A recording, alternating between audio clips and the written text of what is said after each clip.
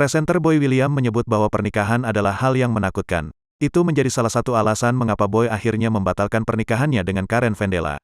Di hadapan Maya Estianty, Boy bahkan mengaku ketar-ketir ketika dihadapkan dengan persiapan pernikahan.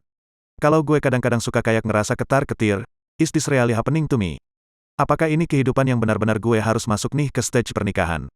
This is scary, you know, ucap Boy seperti dikutip Kompas.com dari kanal Maya Al-Eldul TV, Minggu, tanggal 13 Februari tahun 2022. Maya Estianty sendiri cukup kaget ketika mendengar pengakuan Boy William. Istri Irwan Musri ini lantas menanyakan apakah konflik sering terjadi di dalam hubungan Boy dan Karen. Boy pun tak menampik bahwa konflik itu sering terjadi di dalam hubungannya. Namun, ia merasa hal tersebut masih dalam kategori wajar karena usia hubungannya pun sudah 5 tahun. Demi mengantisipasi kesalahan mengambil langkah, presenter Indonesian Idol ini akhirnya memutuskan untuk membatalkan acara pernikahannya. Tapi untuk sementara kami harus figure it out dulu lah, enggak mau ngambil langkah yang salah, kata Boy. Ini bukan kegagalan pertama Boy William dan Karen Vendela dalam melangsungkan pernikahannya.